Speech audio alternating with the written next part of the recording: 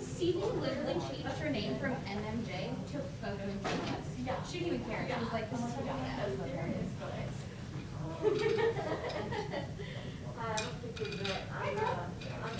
Well, I started at work last year, but I still haven't met everybody. But morning photo talk just didn't have here. Oh, okay. What's your name? She was Rachel, Regina. oh, you're waking up all the time. I just thought that you were a woman of power. Also, power's the men. Yeah. Power. So we've got, I mean, we've got these, we just want to be socially spaced out, but still where you can see, so just wherever you feel. How you doing? So you guys photo talk for today?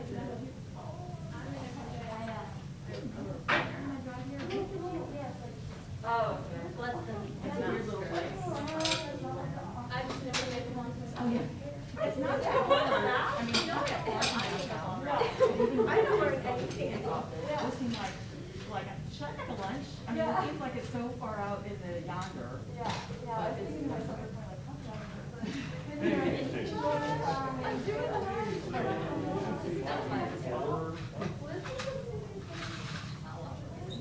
Yeah, the TBI, that's for the TBI press conference. we have been. I appreciate it. Should've known better than you. And my husband laughed when I showed him the keyboard. Oh, I remember that one year before. Look, look at me, look, look. So does my cut out immediately. And so it stays basically in the.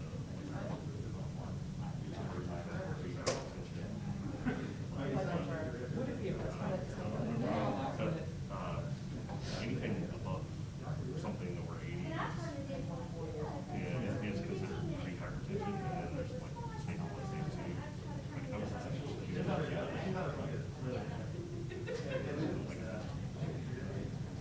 there's like stuff like I All right, folks, good morning. How's everybody doing? Good to see you. My name's Josh Devine. I'm the communications director here at the Bureau. So we'll have our speakers come in just a few moments, but let me give you the lay of the land in terms of the order. We're going to have Shelley Smitherman, who is an assistant special agent in charge here at TBI. She's responsible for our missing children's program. Susan, I was able to get that figured out, so I think we're going to be fine.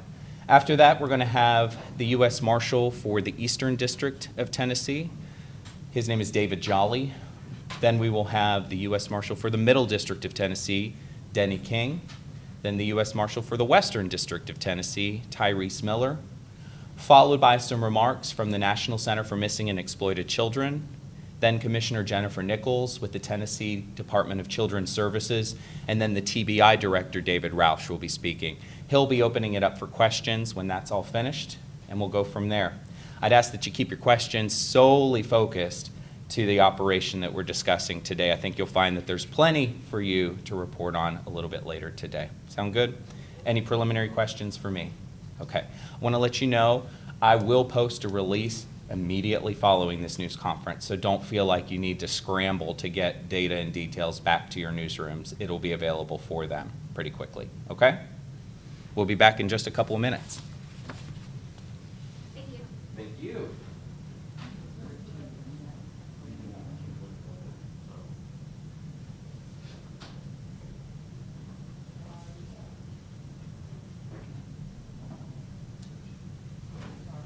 So we're hoping we've got a little bit of diet change.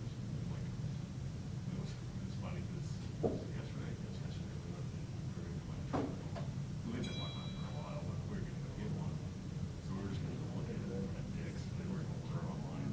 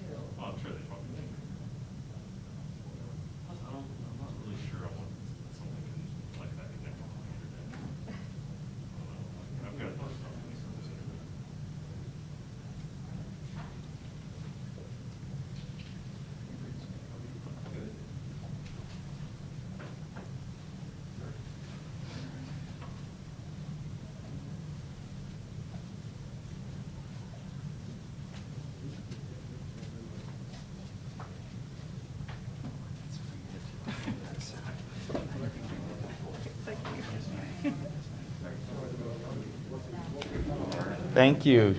You can be seated. Well, good morning, everyone. My name's Josh Devine, and I serve as the Communications Director here for the Tennessee Bureau of Investigation. I want to thank you for spending some time with us this morning as we discuss the results of what I think is a really significant operation to locate and recover missing children across the state of Tennessee, a real collaborative operation. You're going to be hearing about that from not just the TBI, but also the Tennessee Department of Children's Services, as well as the United States Marshals Service. We couldn't have done it without any of these partners involved in this operation, and we're excited to share with you the results. First up from TBI, you'll be hearing from Assistant Special Agent in Charge, Shelly Smitherman, who handles our Missing Children's program. So Shelly, if you'd come forward.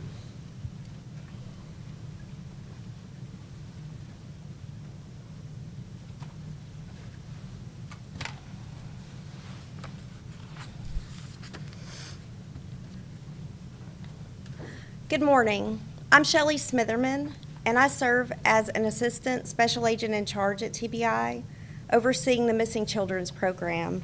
I am so thankful to be here to share with you the good news about Operation Volunteer Strong today. This was a partnership between the United States Marshals Service, the Tennessee Department of Children's Services, and the Tennessee Bureau of Investigation. Our mission: to identify and locate our missing children in Tennessee. Leading up to the start of this operation took months of planning, which started in the fall of 2020.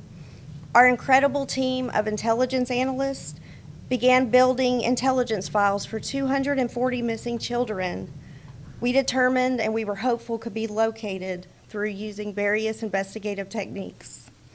Starting in January of this year, ground teams of law enforcement officers started running down leads on each child during a 2-week surge operation in our 3 grand regions of Tennessee. The operation ended in late February, and we're happy to share the results with you today. Of the 240 missing children identified, I'm so excited to tell you that we recovered 150 children. They range in age from 3 to 17 years old. They also recovered 8 children who were residing out of the state. Who are these children? Some left their home to run from some situation or conflict. Some were found with non-custodial parents or family members. Some fled from state custody. Some were dealing with abuse or exploitation. And you'll hear more about what's next for these children in just a few moments. I want to thank personally the Deputy U.S. Marshals from each of the regions who coordinated the ground teams, as well as the many TBI agents, the intelligence analysts, local law enforcement officers, and DCS who assisted with the tracking down of the leads that led to the successful recovery of these kids. Now, each U.S. Marshal will tell you more about the results in their respective regions and their key takeaways from this operation. First, David Jolly, who serves as the U.S. Marshal for the Eastern District of Tennessee. Marshal Jolly.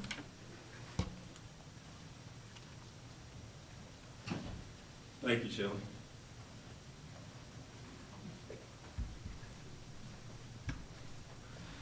If you don't mind, I'm going to take my mask off just for a moment while I'm over here. I think I'm far enough away from everybody to be socially distanced. Thank you for being here today.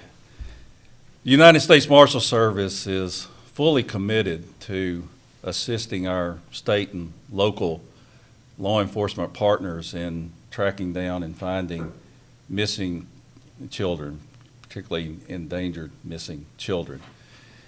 And we will do whatever it takes in our power to be able to get out there and do just that. We were given the authority under the Justice for Victims for Trafficking Act of 2015 to step into this area and be able to further help law enforcement in this respect. We had received the authority in 2006 under the Adam Walsh Act to work with state and federal and local law enforcement on the missing children or sexual compliance, or people that should be registered properly with the sex offender registry. And then as of shortly after that, the new law was created that made it a crime to cross state lines if you're in failing to register, if you're should be a registered sex offender. So this operation was a fantastic operation, and I want to give credit to all of the agencies, particularly the three main partner agencies in this operation, which was TBI, the United States Marshal Service, and the Department of Children's Services. And without each one's role in this operation, there's no way it could have been as successful as it was. And an operation like this is certainly not about numbers and statistics. It's about the children and each one that we can recover. If we'd have recovered one, it would have been a great success. But the numbers were fantastic, and I give so much credit to the teams. Each person, each agency kind of had a bit of a unique role in this operation. You know, the marshals, we're famous for tracking down fugitives, violent fugitives. So our thought was, why not apply that same skill set, what we're really good at, tracking down fugitives, to helping locate missing children. With that, the TBI, who's the state repository, and Director Rouse can speak more to that when he gets up here, for missing and endangered children in the state of Tennessee, was a fantastic partner. Their criminal intelligence unit, which are some of their members are in the back of the room, and I certainly want to recognize them, because without the analysts, this would not have been the success that it was. The analysts put together all the packets for the investigators to get out on the streets and start tracking down these children. They did so with the full cooperation and assistance of the Department of Children's Services. Then the agents from TBI and the Deputy U.S. Marshals from across the state of Tennessee, all three state districts, Middle, East, West, hit the streets 2 weeks in each district looking for these children. The numbers are fantastic. The cases, the situations of the kids are very varied.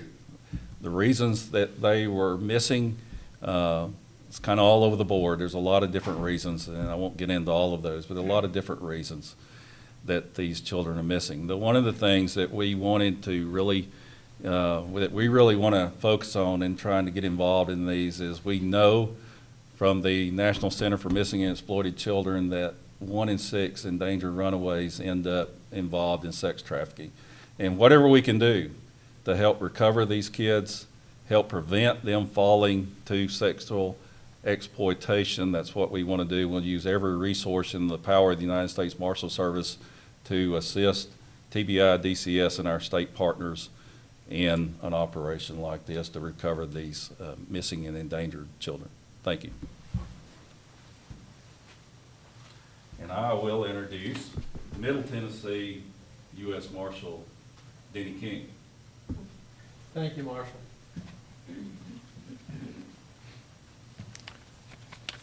It's an honor for me to be able to join here with our partners on this operation with Operation Volunteer Strong. I concur with Marshal Jolly, our commitment. The Marshal Service is committed to work with our state and local partners to search and recover these missing children. I cannot imagine being a parent and my child missing, not knowing where that child's at or what that child may be experiencing. And even more tragic, can you imagine being that child that is either made a bad decision or whatever the circumstances may be taken against their will, but what are they experiencing? And being that child and not knowing whether somebody really cares, whether anybody's looking for them or searching for them. Have they forgotten about me? You know, I just can't imagine those circumstances. Here in Middle Tennessee, we were fortunate to close 42, or clear 42 cases.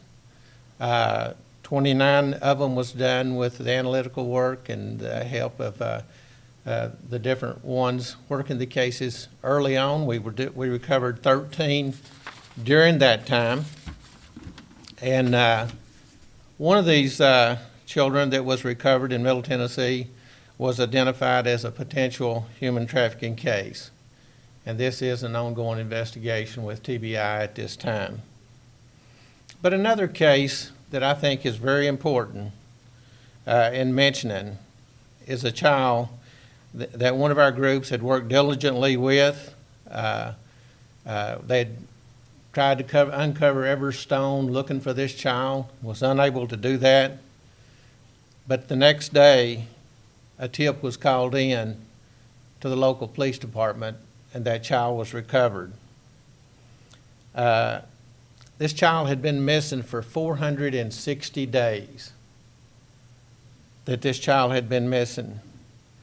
And you know, no one may not be charged in this case, but can you imagine being that child and not knowing after 460 days whether somebody was really looking for them or not? We can't give up. We need the public, we need the media, we need our law enforcement partners and the other children's services departments to not give up on these children, to continually look for them and make sure that they know that someone's looking for them. At least these children that we have talked about here today, the ones that have been recovered, knows that someone is looking for them, that somebody was looking for them and somebody recovered them. Those other missing children out there, I wanted to send the message to you that we are looking for you, and we will continue to do that. For each one of these kids that is missing, we don't know what damage may have been done, but we know the ones that we have recovered during this operation are in a safe environment today. Thank you. Now, I will turn it over to Marshal Tyrese Miller from the Western District of Tennessee. Thank you, Mark.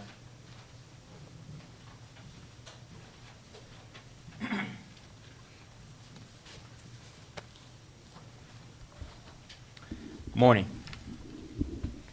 Today, children in our state are safer. Predators are behind bars, and for those who aren't, they should be worried. Just like the Tennesseans who volunteered to fight for our country in the War of 1812, which led to our state's nickname, DCS, TBI, and the Marshal Service went to battle for our children as part of Operation Volunteer Strong. The enemy in this fight was images of empty chairs at the dinner table, vacant seats in the classrooms, and families fearing the worst for their youngest. In West Tennessee, we partner with the Tennessee Department of Correction, the Shelby and Fayette County Sheriff's Departments, the police departments in Memphis, Jackson, Trenton, Brownsville, and Horn Lake, Mississippi. And together, we have hopefully changed the course of 52 young lives. We also made a number of arrests during this operation, including the coincidental apprehension of Tiffany Moore, who was wanted for attempted carjacking in Memphis. Our search was not limited by state lines. Wisconsin law enforcement assisted us in recovering a Brownsville boy in their state, and also a missing girl from Memphis was recovered in Georgia. Additionally, we located a missing girl from Iowa in a motel in Horn Lake, Mississippi, about 18 miles outside of Memphis. There were indications of human trafficking, and that's an ongoing investigation by the Horn Lake Police Department and the FBI. We also found a missing Nebraska girl in a Dyersburg motel. The man she was with, Austin Swatter, he was wanted on a Nebraska warrant for terroristic threats and unlawful use of a firearm to commit a felony. It was our pleasure to help him find his way back to the Cornhusker State. And during our unrelated fugitive investigation, we discovered a juvenile wanted for a violent crime in Shelby County was actually a missing child from Alabama, and he was recovered in Arkansas. These are just some of the success stories from the Western District that highlight the collaborative effort in which our teams worked. That team effort was especially evident just last week when a teen was reportedly abducted by her ex-boyfriend from her home in Memphis. The Memphis Police Department activated their child abduction response team and notified TBI. Agents and marshals assigned to Operation Volunteer Strong were able to respond. With an active arrest warrant for the ex-boyfriend, marshals were able to do what we do best, find a fugitive. After conducting skillful interviews, marshals located the suspect, Manuro Lopez, and he led us to the teen who was found uninjured in this dilapidated garage. Lopez faces charges of kidnapping, stalking, and domestic assault.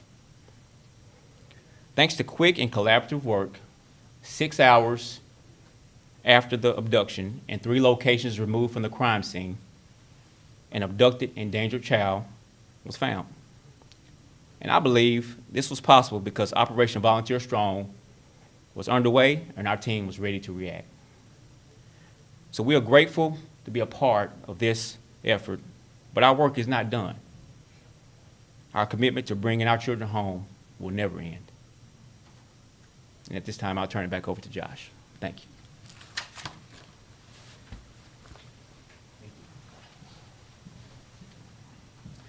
As many of you know, when we work on missing children cases, we can't do it without the partnership of the National Center for Missing and Exploited Children, and they too were invaluable in this operation. And I'd like you to now hear from the President and CEO of the National Center for Missing and Exploited Children in this video message. Hi, I'm John Clark, the President and CEO of the National Center for Missing and Exploited Children. Things are really different these days, and I'm coming to you from my home here in Virginia.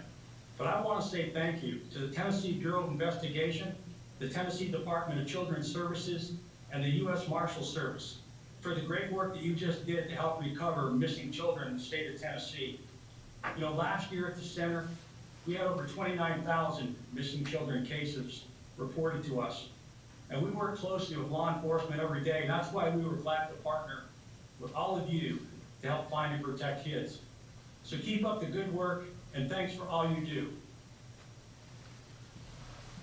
And we certainly appreciate them not only for their support, but for passing along those well wishes at the end of this operation. You know, you've heard from law enforcement now, but there are a lot of children who have some very real needs. And to address that and also share her insights on this operation, we have Commissioner Jennifer Nichols from the Tennessee Department of Children's Services.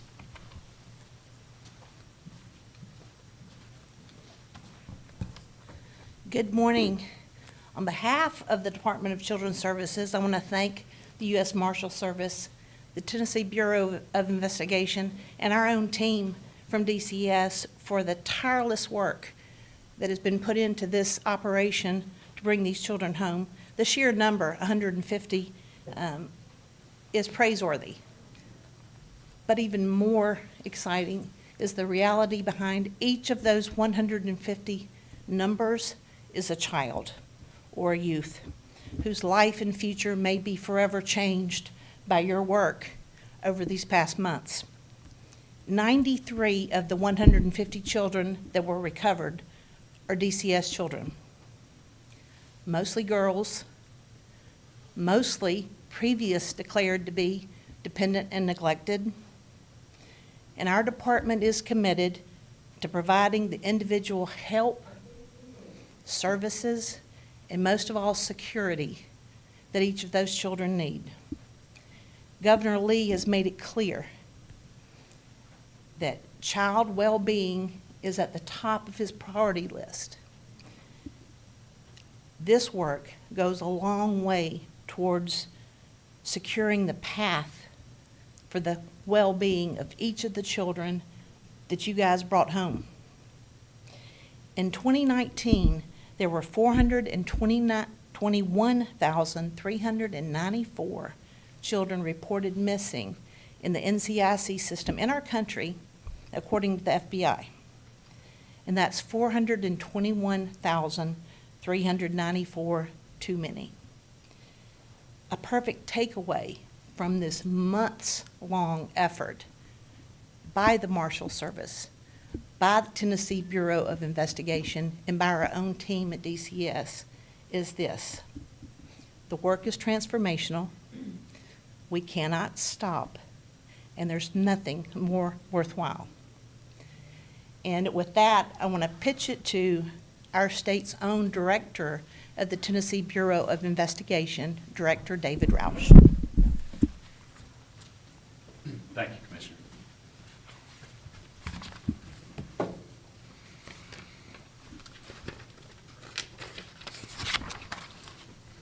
Good morning. I'm David Roush, Director of the Tennessee Bureau of Investigation. First, I'd like to thank our partners in this operation, from planning to coordinating the resources to execution of the plan. It's been incredible to see how our agencies can work together towards such an important common goal. Many people don't realize this, but hundreds of children go missing in our state every month, from runaways that may leave home out of desperation or despair, to those entangled in a custody battle, or those that fall within the wrong crowd, or those that just feel like there's no safe option for them. Every single one of them deserves a fighting chance. And that's why they also deserve our best work to help them. As director, I'd like to thank those on our team who played such a vital role in this operation, all of our professional staff, from our agents to our analysts to our support teams. Thank you. Excellent work. Your work, fueled by prevailing passion to do the right thing, made a difference in this operation. And I hope it makes a long-term difference in the lives of those children that you've encountered over the past few months. The mission of the Bureau is that guilt shall not escape, nor innocence suffer. It's more than a motto to us. It reminds us every day what really matters.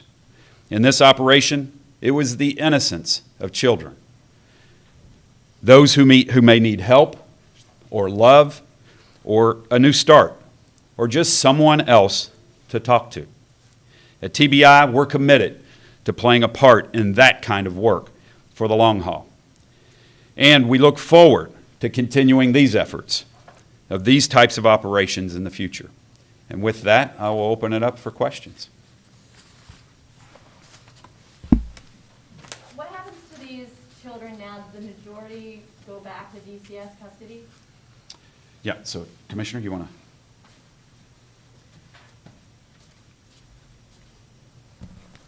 Great question. If the children were already in DCS custody at the time they became missing, they will still be in our custody. What happens to those children is we've already started with the help of, frankly, our partners. The minute they were recovered, we were prepared at that point to start assessing their needs and determining what they needed now, at this point after having been out of custody for a while. Some of these children need mental health treatment. Some of them need just regular health treatment. Some of them need treatment at the CSEM, which is the Commercial Sexual Exploitation of a Minor type program. Their needs are varied, as are their ages and their backgrounds. So we have children 3 to 17 that were recovered, and we're on it. While you're at the mic, last year, it's alleged that 2 children were allowed to run away and 2 DCS employees were charged. I'm wondering if that happens often, if that's how some of these kids ended up missing, and if so, what's being done about it? I don't think that happens often. I'm familiar with the situation that you referred to, and it's why it's out there. None of these children that were recovered were in that situation. Thank goodness. Can you speak to, it seems as though you had certain like operation days, maybe like weeks or weekends. On a regular basis, this is, you know, something you guys are looking at. Why does it take a specific effort and assignment to catch these? Right. So obviously, first and foremost, is it's unfortunately this isn't the only thing we do. Right. We have a number of responsibilities in the state, and it's not the only thing that our analyst team does. It's not the only thing our agents do. It's not the only thing the Marshal Service does, and it's certainly not the only thing that DCS does. And so while critical, and it's vital and important, and it certainly deserves the effort, you know, it's not something that we can spin up and do every single day because of the manpower and the time that it takes to do it. Unfortunately, we don't have those types of resources. But it's important that we focus on it and that we do give it this type of attention when we can, right? And so I can tell you that we'll continue these efforts. We'll continue to work with each other to do these types of things. You know, the ones on the list that we have that we didn't recover this time, we continue to search for those children. As was mentioned, I think one of the marshals mentioned it. Denny may have mentioned it when he was speaking. But you know, this is an ongoing effort. I think Marshal Jolly is excited to say something, so I'm going to get out of his way and let him speak. I would like to add to that just for a moment, because I want it to be clear that we do, even though this was a singular coordinated effort, on a regular basis, when a child is critically missing, endangered, goes missing in the state, we work with TBI on those cases as they happen. Sometimes those come out in Amber Alerts or the missing children, endangered children alerts that come out. We will jump on those with TBI, local agencies, and try to find those kids as they happen. Those are one-offs, and you know, we're doing our other work and those as they happen. But this is the first time that we decided to do this in a big coordinated fashion and really try to tackle the numbers of you know, the critically missing children here in the state all in one major effort like this. And to go off that, the 90 that are, you know, still out there, are they in extreme situations, or they just weren't able to be found during this time period? They were just not able to be located at this time. So the search for them continue.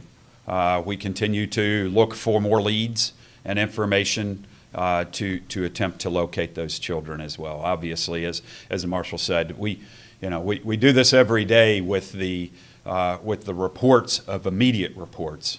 But these are those that are in the system showing as missing, that may not get an everyday immediate response because they've been gone. We haven't been able to find them. So, you know, this is a good reminder that we need to constantly keep an eye on that focus and that ball, you know, by the success that we saw with this. And so, you know, I think it's critical to, and especially for those 90 children that are still out there, that we are looking for you, you know, and I think that's critical for the families to know and for the children to know that we haven't forgotten you. We continue to search for you. We continue to look for you, regardless of everything else we have to do. You know, I mentioned it earlier when we were in the other room having a conversation. These types of efforts, these operations are reminders to those of us who get caught in the mire of the work that there is critical work to be done every single day. And when you have the success that this operation had, it reminds you and it energizes you why we do this job. You all mentioned that you need the public's help. What can we do besides keep our eyes and ears open? Yeah, so we put out bulletins all the time. There is a location on our website of missing children. DCS has lists them as well. And so what I would say is be vigilant. Take a look at what's out there. If you know where any of these children or have an idea where they may be, call us. Let us know. Those types of things help. You know, the single tips, again, the conversations we were having earlier, our analysts are amazing, but they have to have information, right? And so the smallest thread, they'll weave into the largest sweater, right? And so just a single tip of some information that could help us, and we can take it from there. Anything further? Well, if not, we'll excuse our panelists and Thank you so much for being here today. On that piece about complexity, as a total outsider, let me tell you, the amount of work that these analysts put into building these packets, when they say packets, literally, I'm talking packets of information with everything from known associates, cell phone numbers, possible address, possible people that should be contacted. The amount of information that was gathered in this effort was really quite impressive to me as a total outsider to it. As I indicated, we will publish a formal press release with all of the numbers shortly. We'll have that on our blog, as we typically do issue press releases. If you need to follow up with any kind of follow-up questions, tbi.media@tn.gov is the best way to reach us. Again, we thank you so much. Any follow-up questions for me before I go? All right. Thank you guys so much. Have a great day.